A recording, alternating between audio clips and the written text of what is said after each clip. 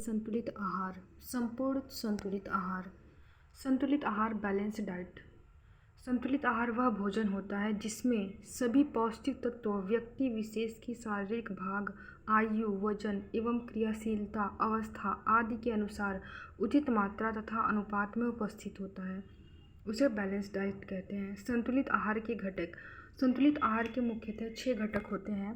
पहले स्थान पर कार्बोहाइड्रेट है, दूसरा वसा, तीसरा प्रोटीन, चौथा विटामिन, पांचवा खनिज लवण और छठा जल। कार्बोहाइड्रेट। 1 ग्राम कार्बोहाइड्रेट में 4 किलो कैलोरी ऊर्जा प्राप्त होती है। वहीं वसा में एक ग्राम वसा में 9 किलो कैलोरी ऊर्जा प्राप्त होती है। प्रोटीन में 1 ग्राम प्रोटीन में 4 कैलोरी ऊर्जा प्राप्त होती है। कार्बोहाइड्रेट जो होता है हमें ऊर्जा प्रदान करता है। वसा जो है सुरक्षात्मक पदार्थ होता है। प्रोटीन जो है वो शारीरिक वृद्धि एवं विकास जैसे कोशिका ऊतक का टूट-फूट का मरम्मत करता है, जबकि विटामिन रोग से रक्षा करता है और खनिज लवण हड्डी व रक्त दांत ये सब बनाने में प्रयोग होता है। जल जो होता है वो शरीर का तापमान कंट्रोल नियंत्रित करने में प्रयोग में आता है। आहार फूड ग्रुप्स। ICMR के अनुसार फूड ग्रुप्स 5 होते हैं। इसमें हमने एक नहीं, हाँ 5 है। ICMR के अनुसार फूड ग्रुप्स 5 हैं। पहले स्थान पर अनाज, दूसरे स्थान पर दलहन तिलहन, तीसरे स्थान पर दुग्ध एवं दुग्ध उत्पाद, चौथे पर फल एवं सब्जियां, पांचवें पर वसा एवं शर्करा। आहार 2 प्रकार के होते हैं, संतुलित आहार, असंतुलित आहार। संतुलित आहार जो हमें पोषण प्राप्त होता है, जिससे हमें पोषण प्राप्त होता है, जैसे जो भी हम खाएं तो वो हमें पोषण देता है, उसे संतुलित आहार कहते हैं, बैलेंस डाइट कहते हैं। जबकि असंतुलित आहार 2 प्रकार के होते हैं, मतलब कि असंतुलित आहार से हमें कुपोषण होता है। कुपोषण हमें 2 प्रकार से होता है, एक अल्प पोषण और अति पोषण।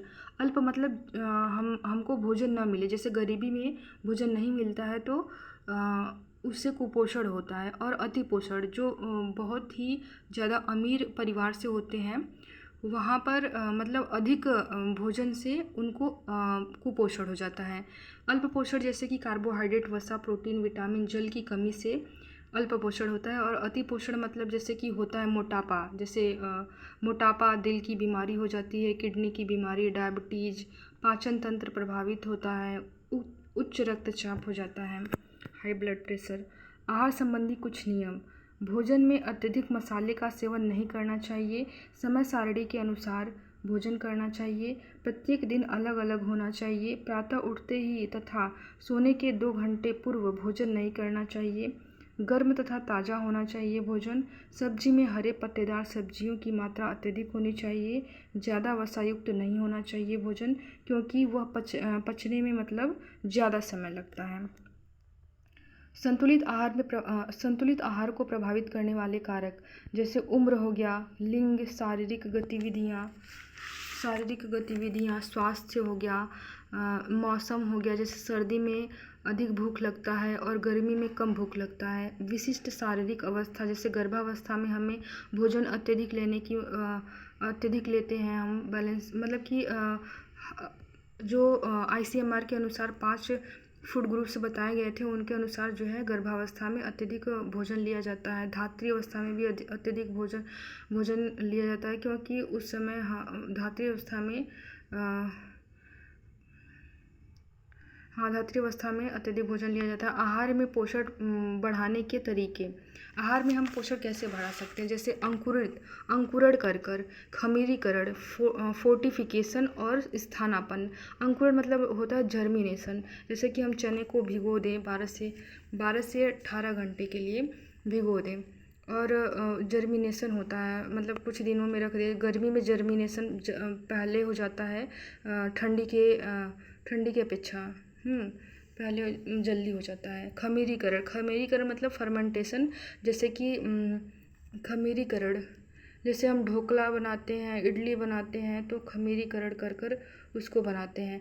फोर्टिफिकेशन फोर्टिफिकेशन, स्थानापन्न मतलब कि दूध की जगह मट्ठा या दही का उपयोग कर लेते हैं, मतलब दूसरे उसके स्थान पर दूसरे चीज़ों का यूज करना ही स्थानापन्न कहलाता है। भोजन का कैलोरी मान होता है, जैसे भोज्य पदार्थों में सबसे अधिक कैलोरी मान चीनी का होता है, दूसरे स्थान पर गुड़ का, फिर शहद या हरा चना का होता है, आटा का होता है, मैदा का, खजूर का, किशमिश का, अंजीर, केला, आम और दूध। क्रम वाइज से है ये कि देखिए इधर है ये कैलोरी और भोज्य पदार्थ, जैसे चीनी का हो गया 398 कैलोरी पर 100 ग्राम में। इसको ज़्यादा याद करने का वो ज़रूरत नहीं है, क्योंकि पूछता नहीं, बस ये क्रम से याद कर लीजिए कि सबसे अधिक चीनी का होता है, फिर गुड़ का, फिर शहद का, फिर हरा चना, फिर आटा मतलब वो गेहूं का आटा, और फिर मैदा, फिर चावल, फिर खजूर, फिर किशमिश, फिर अंजीर, फिर केला, फिर आम, फिर दूध। वजन प्रबंधन, BMI, बॉडी मास इंडेक्स।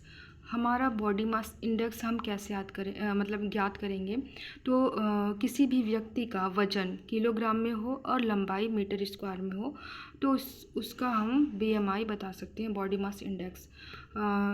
ये जो है RDA 2020 के अनुसार सामान्य BMI है 18.5 से 22.9 किलोमीटर स्क्वायर। ये है 18.5 से कम वजन वाले के होते हैं। सामान्य वजन 18.5 से 25 और 25 से 30 अधिक वजन वाले के होते हैं, और 30 से अधिक होते हैं मोटापा, जिसे कहते हैं मोटापा हो गया है।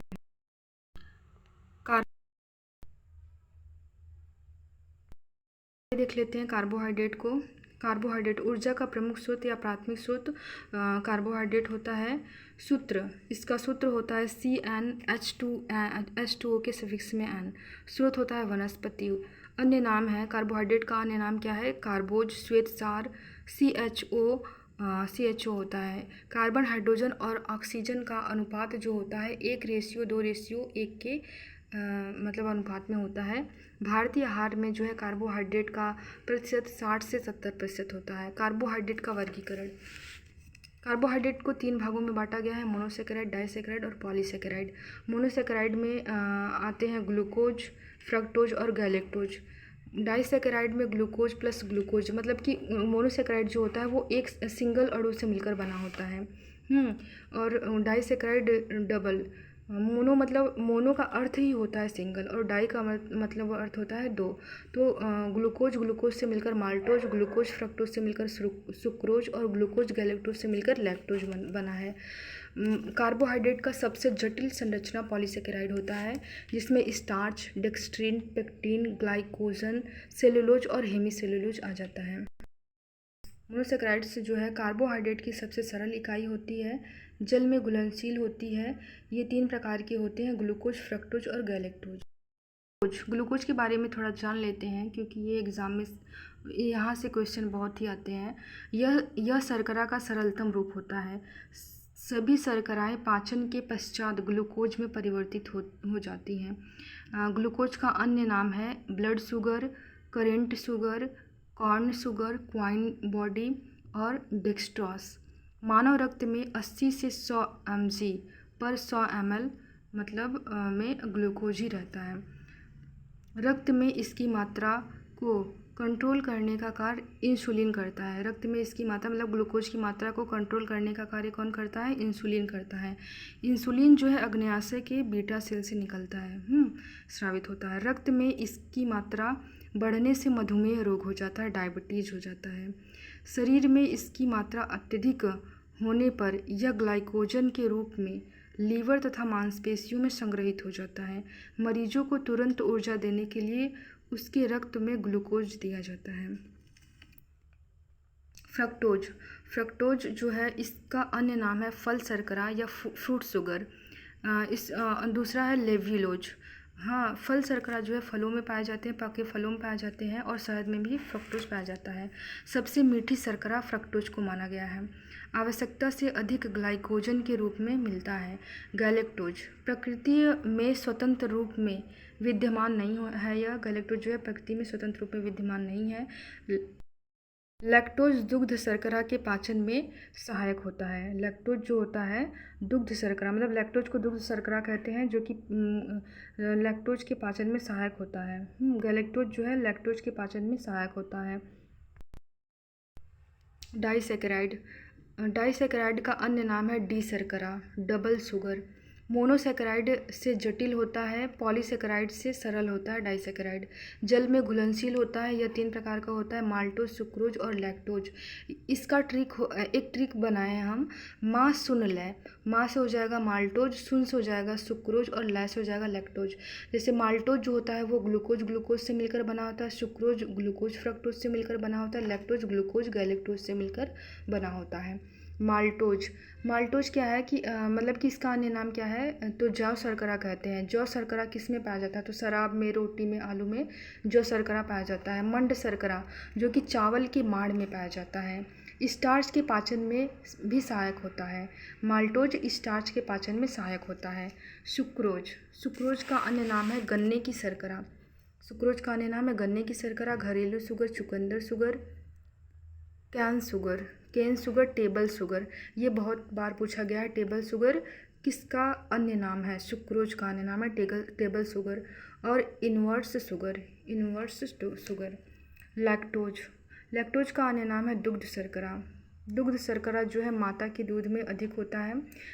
दुग्ध शर्करा 2 प्रकार के होते हैं, केसीन और कैरोटीन।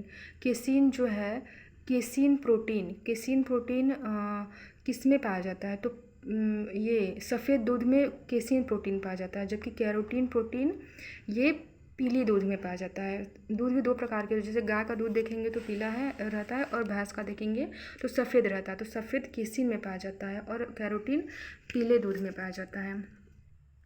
पॉलीसैकेराइड, पॉलीसैकेराइड जो है सबसे जटिल है। कार्बोहाइड्रेट की सबसे जटिल संरचना पॉलीसैकेराइड को कहा गया है।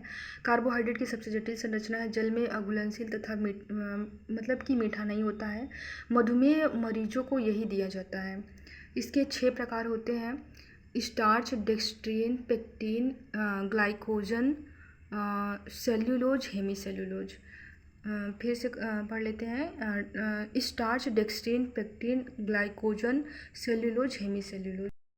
स्टार्च, ग्लूकोज अणुओं के संघनित होने से बनने वाले पॉलीसेकेराइड को स्टार्च कहते हैं। पौधों में संचित रहता है ये, जैसे पके अनाज में, गेहूं में, चावल और जौ में 60 से 75% तक रहता है। फलों में जैसे केला, आम, सेब, अमरूद में 2 से 8% तक रहता है। भूमिगत सब्जियां जैसे आलू, भूमिगत मतलब नीचे जो रहता है, जैसे आलू हो गया, शकरकंद, चुकंदर में 20 से 45% पाया जाता है। ठंडे जल में अघुलनशील तथा गर्म पानी में घुलनशील होता है। पॉलीसेकेराइड जो है ठंडे जल में अघुलनशील तथा पानी में घुलनशील होता है। डेक्स्ट्रीन, स्टार्च ठंडे जल में घुलनशील तथा गर्म पानी में ठंडे जल में अघुलनशील तथा गर्म पानी में घुलनशील होता है। डेक्स्ट्रीन, स्टार्च युक्त भोजन को पकाने व भूनने से वह डेक्स्ट्रीन में परिवर्तित हो जाता है। पेक्टिन, पके हुए फलों जैसे गूदों में, शलजम में जैम जेली बनाने में प्रयोग होता है। अतिसार, डायरिया, लूज मोशन के उपचार में यह सहायक होता है। ग्लाइकोजन, ग्लाइकोजन का अन्य नाम जंतु स्टार्च या जंतु कार्बोहाइड्रेट होता है। जंतु कार्बोज या कार्बोहाइड्रेट दोनों एक ही है। यह पेड़ पौधों में नहीं पाया जाता है। जंतुओं में ग्लूकोज का संग्रहित रूप है। क्या है, ग्लाइकोजन जो है यह पेड़ पौधों में नहीं, जंतुओं में ग्लूकोज का संग्रहित रूप है। यह लीवर और मांसपेशियों में संग्रहित होता है। ग्लाइकोजन लीवर और मांसपेशियों में संग्रहित होता है। ग्लाइकोजेनेसिस जो होता है वह ग्लूकोज में परिवर्तित हो जाता है। सेलुलोज, सेलुलोज जो है पेड़ों के तनों, रेशे युक्त भोज्य पदार्थों में पाया जाता है। यह पाचन क्रिया में सहायक होता है। शाकाहारी जानवरों में ही पाचन होता है। पोषणिक मूल्य इसका 0 होता है। हेमीसेल्यूलोज, हेमीसेल्यूलोज जो होता है वो अनाज दालों के छिलकों में पाया जाता है। इसका भी पोषणिक मूल्य जो होता है वो 0 होता है। कार्बोहाइड्रेट के स्रोत, सोर्सेस ऑफ कार्बोहाइड्रेट। चीनी में सबसे अधिक कार्बोहाइड्रेट होता है। गुड़ में शहद में, चावल में, किशमिश में, आटा, गेहूं के आटे में, खजूर में, केले में। कार्बोहाइड्रेट के कार्य कितने मतलब कौन कौन से हैं? तो ऊर्जा प्रदान करता है। 1 ग्राम कार्बोहाइड्रेट बराबर 4 किलो कैलोरी ऊर्जा प्रदान करता है। वसा का संचय, 1 ग्राम वसा में 9.2 किलो कैलोरी मतलब ऊर्जा प्राप्त होता है। प्रोटीन की बचत करने में सहायक होता है कार्बोहाइड्रेट। कैल्शियम के अवशोषण में सहायक होता है। अम्लीय माध्यम में होता है। धात्री महिला में दूध के निर्माण में सहायक होता है। जैसे ग्लूकोज प्लस गैलेक्टोज बराबर लैक्टोज, क्योंकि धात्री महिला जो मतलब दूध का एक वो होता नहीं है लैक्टोज। आगे देखते हैं, यकृत को स्वस्थ रखने में सहायक होता है। यकृत को स्वस्थ रखने में कार्बोहाइड्रेट सहायक होता है। जैसे ग्लाइकोजन की उपस्थिति में विषैले एवं हानिकारक जीवाणुओं को नष्ट करता है। भोजन को स्वाद मतलब प्रदान करने में, जो भोजन है कार्बोहाइड्रेट उसमें स्वाद प्रदान करने में सहायक होता है। भोज्य पदार्थ मीठे व उत्तम स्वाद वाले होते हैं। केंद्रीय नाड़ी संस्थान एवं मस्तिष्क को स्वस्थ बनाने में सहायक होता है। मस्तिष्क एवं नाड़ी को बराबर ग्लूकोज मिलता रहता है। मल विसर्जन में सहायक होता है। सेलुलोज, हेमी सेलुलोज एवं पेक्टिन नामक कार्बोहाइड्रेट की वजह से आंतों में क्रमाकुंचन गति बढ़ जाती है। क्या है कि मल विसर्जन में सहायक होता है। तो सेलुलोज, हेमी सेलुलोज, पेक्टिन नामक कार्बोहाइड्रेट की वजह से आंतों में क्रमाकुंचन गति बढ़ जाती है। कार्बोहाइड्रेट की कमी से कौन कौन से रोग होते हैं? तो थकान हो गया, टायर्डनेस, कब्ज़ हो गया, जैसे रेशे युक्त आहार की कमी हो जाएगी तो कब्ज़ हो गया। कीटोसिस हो गया। जैसे कीटोसिस क्या होता है? तो वसी अम्ल का कीटोन बॉडीज़ में विघटन। दूसरा प्रोटीन। प्रोटीन क्या है? तो प्रोटीन जो होता है शरीर विकास एवं वृद्धि का आवश्यक तत्व है। प्रोटीन शरीर का 15% भाग जो है प्रोटीन से बना होता है। 1 ग्राम प्रोटीन में 4.2 कैलोरी ऊर्जा होता है। इसका सूत्र होता है CHON के सफिक्स में N, जिसमें कार्बन की मात्रा 50%, ऑक्सीजन का 32%, हाइड्रोजन का 7% और नाइट्रोजन का 16%। यह एक मतलब प्रोटीन एक जटिल संरचना होती है। प्रोटीन एक जटिल संरचना होती है। शब्द प्रोटीन शब्द जो है प्रोटियास, ग्रीक के प्रोटियास से बना होता है, जिसका अर्थ होता है पहले आने वाला। प्रोटीन की खोज मुल्डर नामक वैज्ञानिक ने 1838 में किया था। कहीं कहीं किताबों में 39 भी मिल जाता है, 39 भी मिल जाता है, 1839 भी मिल जाता है। सेल जो है वो टिश्यूज से मिलकर बना होता है। टिश्यूज ऑर्गन्स मतलब कि सेल बहुत मतलब कि अनेक सेलों से मिलकर टिश्यूज का निर्माण होता है। टिश्यूज से मिलकर ऑर्गन का निर्माण होता है। ऑर्गन बहुत सारे ऑर्गन से मिलकर ऑर्गन सिस्टम का निर्माण होता है और ऑर्गन सिस्टम से एक बॉडी का निर्माण हो जाता है, जैसे एक बॉडी अपना बन जाता है। प्रोटीन की इकाई जो है सरलतम रूप अमीनो अम्ल है। प्रोटीन की सरलतम रूप किसे कहते हैं? अमीनो अम्ल कहते हैं। अमीनो अम्ल आपस में पेप्टाइड बॉन्ड से जुड़े होते हैं। किस बॉन्ड से जुड़े होते हैं? पेप्टाइड बॉन्ड से। प्रोटीन शरीर में संचित नहीं होता है, इसलिए हमें प्रतिदिन लेना पड़ता है इसे। प्रोटीन हमारे शरीर में संचित नहीं होता है, इसलिए हमें प्रतिदिन लेना पड़ता है विभिन्न माध्यम से, जैसे दाल हो गया। सभी एंजाइम, हार्मोन्स, DNA, RNA जैसे सभी एंजाइम हो गया, हार्मोन्स हो गया, DNA, RNA का निर्माण जो है प्रोटीन से होता है। प्रोटीन के निर्माण के लिए लगभग 20 प्रकार के अमीनो अम्ल आवश्यक होते हैं, जिसमें से 10 इसेंशियल होते हैं और 10 नॉन इसेंशियल होते हैं। 20 प्रकार कौन कौन से होते हैं? जैसे 10 इसेंशियल जो होते हैं और 10 नॉन इसेंशियल होते हैं। जो 10 नॉन इसेंशियल होते हैं वो पहले से ही हमारे बॉडीज़ में रहते हैं, और जो इसेंशियल रहते हैं, जो आवश्यक रहते हैं, वो हमको बाहर से लेना पड़ता है।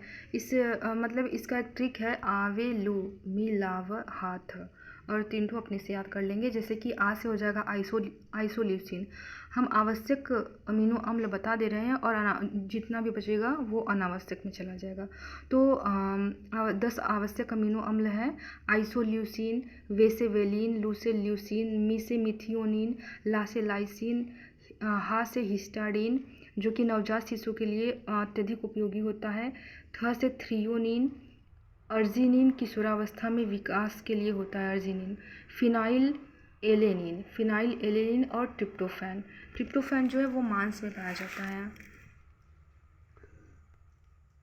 प्रोटीन का वर्गीकरण। प्रोटीन को हम 3 भागों में बांटते हैं, जैसे गुणों के आधार पर हो गया, स्रोत के आधार पर हो गया, संरचना के आधार पर हो गया। तो गुण के आधार पर प्रोटीन जो है पूर्ण प्रोटीन, आंशिक प्रोटीन, अपूर्ण प्रोटीन। और स्रोत के आधार पर पशु या प्राणी द्वारा प्राप्त प्रोटीन और वनस्पति से प्राप्त प्रोटीन। संरचना के आधार पर सरल प्रोटीन, संयुग्मी प्रोटीन, व्युत्पन्न या उद्भूत प्रोटीन। गुणों के आधार पर पूर्ण प्रोटीन। पूर्ण प्रोटीन क्या होता है? सभी आवश्यक अमीनो अम्ल मौजूद रहते हैं। पूर्ण प्रोटीन में सभी आवश्यक अम्ल मौजूद रहते हैं। कोशिकाओं के बनने, शारीरिक वृद्धि एवं विकास में सहायक, जैसे कि ओवल ब्यूमिन, अंडे की दर्जी में ओवल ब्यूमिन मिलता है। और ट्रिप्टोफैन एवं ल्यूसीन और ल्यूसीन मांस में मिलता है। ग्लाइसिनिन सोयाबीन में मिलता है। ग्लूटेनिन मक्का में मिलता है। लैक्टल ब्यूमिन दूध में मिलता है। लैक्टल ब्यूमिन दूध में मिलता है। आंशिक पूर्ण या मध्यम प्रोटीन। कुछ आवश्यक अमीनो अम्ल अनुपस्थित होते हैं। यह शारीरिक वृद्धि एवं विकास में सहायक नहीं, लेकिन कुछ हद तक क्षतिग्रस्त होते हैं। ऊतकों, कोशिकाओं की टूट फूट में मरम्मत करते हैं। जैसे अनाज में ट्रिप्टोफैन और लाइसिन नहीं पाए जाते हैं। दाल में ट्रिप्टोफैन, थ्रियोनिन और मिथियोनिन नहीं पाए जाते हैं। अपूर्ण प्रोटीन या निष्क्रिय प्रोटीन। अपूर्ण प्रोटीन किसे कहते हैं? तो आवश्यक अमीनो अम्ल का पूर्णतया अभाव होता है। इसमें अपूर्ण प्रोटीन में जो है आवश्यक अमीनो अम्ल का पूर्णतया अभाव होता है। यह शारीरिक वृद्धि, विकास, कोशिका निर्माण, मरम्मत का कार्य नहीं करते हैं। जैसे हो गया मक्का में। अब अपूर्ण प्रोटीन जो ऐसे क्वेश्चन पूछता है कि जिलेटिन प्रोटीन किस प्रकार का प्रोटीन है? सरल है, पूर्ण है, अपूर्ण है, तो फिर अपूर्ण प्रोटीन है। या जिलेटिन जीन प्रोटीन। मक्का में जीन प्रोटीन पाया जाता है, फलों में जिलेटिन प्रोटीन पाया जाता है। स्रोतों के आधार पर पशु या प्राणीज प्रोटीन। सभी आवश्यक अमीनो अम्ल मौजूद होते हैं प्राणीज प्रोटीन में। हाँ, पशु प्रोटीन पशु द्वारा पाए जाने प्रोटीन में। जैसे प्रथम श्रेणी का प्रोटीन होता है। इसमें 100% अवशोषण हो जाता है प्रोटीन। जैसे अंडा, मांस, मछली, दूध, पनीर। जैसे अंडे का सफ़ेद भाग में जो होता है वो एल्ब्यूमिन पाया जाता है। और एग योक में जो होता है, जिसका योक मतलब जो पीला भाग होता है, उसमें विटेलिन प्रोटीन पाया जाता है। वनस्पति प्रोटीन। वनस्पति प्रोटीन सभी आवश्यक अमीनो अम्ल में मौजूद नहीं होता है। द्वितीयक श्रेणी का प्रोटीन होता है। अवशोषण जो है 60 से 65% होता है, जैसे अनाज, फल, सब्जियां। संरचना के आधार पर प्रोटीन। सरल प्रोटीन, इसका निर्माण केवल अमीनो अम्ल के द्वारा होता है। ये जल अपघटन के पश्चात केवल अमीनो अम्ल में नहीं विभक्त होते हैं। जैसे ग्लूटेलिन्स गेहूँ में पाया जाता है। प्रोलेमिन्स जो है दालों में पाया जाता है। फाइब्रस प्रोटीन जो है वो बालों में पाया जाता है। हिस्टोन्स प्रोटीन जो है कोशिकाओं के केंद्रक में पाया जाता है, जो कि डीएनए से लिपटा हुआ होता है। संयुक्त प्रोटीन किसे कहते हैं? तो सरल प्रोटीन के अणु के साथ साथ अन्य पोषक पदार्थ के भी उपस्थित होते हैं, मतलब उसमें उपस्थित है। जैसे कि हीमोग्लोबिन मतलब हीम मतलब लोहा होता है, ग्लोबिन मतलब प्रोटीन। तो phosphoprotein, phosphorus protein, nucleoprotein, lecithoprotein, lipoprotein, protein heme मतलब कि वही एक तो एग्जांपल ले लें कि हीमोग्लोबिन मतलब हीम मतलब होता है ये Fe। हीम मतलब होता है ब्लड, मतलब Fe आयरन हो गया, और ग्लोबिन मतलब प्रोटीन हो गया। तो दो से मिलकर बन रहा है, तो ये संयुक्त प्रोटीन हो गया। संयुक्त मतलब दो चीज़ों से मिलकर जो बना होता है उसे संयुक्त कहते हैं। व्युत्पन्न प्रोटीन, बदला हुआ रूप। व्युत्पन्न मतलब बदला हुआ रूप। जैसे एल्ब्यूमिन जो है पके अंडे में पाया जाता है। फाइब्रिन जमे रक्त में पाया जाता है। कैसीन दूध से दही बनाने में प्रयोग होता है। प्रोटीन के स्रोत कौन कौन से होते हैं? जैसे अनाज में सबसे अधिक प्रोटीन किस में पाया जाता है? आटा में। फिर उसके बाद बाजरा में, मक्का में, सूजी में, मैदा में, चावल में। दुग्ध एवं दुग्ध उत्पाद में सबसे अधिक पनीर में प्रोटीन पाया जाता है 25%, और खोया में 20% पाया जाता है। गाय के दूध में 5.2% पाया जाता है। भैंस के दूध में 4.3% पाया जाता है। दही में 3.2% पाया जाता है। और माँ के दूध में 1.2% पाया जाता है। माँ का दूध जो होता है, ये पूछा गया क्वेश्चन है कि माँ के दूध में कितनी % प्रोटीन पाया जाता है? तो 1.2% पाया जाता है। सबसे अधिक पनीर में पाया जाता है। दालों में देख लेते हैं। सोयाबीन में सबसे अधिक प्रोटीन पाया जाता है 43.2। मसूर में 25.2, पहले स्थान पे सोयाबीन पाया जाता है, फिर दूसरे स्थान पे मसूर में, मूंग में, लोबिया एक प्रकार का दाल है, अरहर में, उड़द में, राजमा और चना में। पशुजन्य प्रोटीन, पशुजन्य में मछली में सबसे अधिक प्रोटीन पाया जाता है 21.8, फिर मांस में, कलेजी या यकृत में और अंडा में सबसे कम प्रोटीन पाया जाता है पशुजन्य में। सब्जियों में देख लेते हैं तो शलजम की पत्तियाँ, मूली की पत्तियाँ, फिर मेथी आ जाएगा, फिर हरी मटर आ जाएगा। सूखे मेवे में सबसे अधिक मूंगफली में पाया जाता है 31.5, फिर काजू में, बादाम में, अखरोट में, सूखी नारियल में, फिर ताज़ा नारियल में पाया जाता है। प्रोटीन के कार्य क्या होते हैं? शरीर की वृद्धि एवं विकास में सहायक होते हैं। शारीरिक क्षतिपूर्ति तथा रखरखाव में सहायक होते हैं। ऊर्जा उत्पादन करते हैं। जैसे अगर शरीर में कार्बोहाइड्रेट वसा नहीं हो तो प्रोटीन सारे काम बंद कर ऊर्जा देने का काम करने लगेंगे। शरीर में पीएच मान नियंत्रित करता है। प्रोटीन जो है शरीर में पीएच मान नियंत्रित करता है। अम्ल और क्षार का संतुलन बनाए रखता है। जल का नियंत्रण करता है। प्रोटीन जो है कम ले तो फिर पानी ज़्यादा, शरीर में सूजन आ जाता है। मांसपेशियों के संकुचन एवं प्रसारण में सहायक होता है। मायोसिन एवं एक्टिन प्रोटीन सहायक होता है। एंजाइम और हार्मोन्स के निर्माण में सहायक होता है। विटामिन के निर्माण में सहायक होता है। जैसे ट्रिप्टोफैन अमीनो अम्ल की उपस्थिति में नियासिन मतलब विटामिन B3 जिससे पेलाग्रा नामक रोग होता है का निर्माण होता है। ट्रिप्टोफैन अमीनो अम्ल की उपस्थिति में नियासिन का निर्माण होता है। दूध के निर्माण में माँ के दूध में 1.2% मतलब प्रतिशत या ग्राम पाया जाता है। माँ के दूध में जो होता है 1.2 ग्राम पाया जाता है। रक्त का थक्का बनाने में सहायक होता है। फाइब्रिनोजन जो होता है फाइब्रिन में बनता है। फाइब्रिन नामक जाल बन जाता है तो फिर वही रक्त का थक्का बन जाता है। प्रोटीन की कमी से रोग होते हैं। क्वासियोरकर जो होता है वो प्रोटीन की कमी से होता है। 1 से 5 वर्ष के बच्चों में होता है क्वासियोरकर। दूध के अचानक बंद होने से पर्याप्त प्रोटीन न मिल पाना। लक्षण होते शारीरिक तथा बौद्धिक विकास रुक जाता है। हाथ पांव दुबला हो जाता है। पतला तथा पेट बाहर निकल आता है। हाथ पांव दुबला पतला हो जाता है तथा पेट बाहर निकल आता है।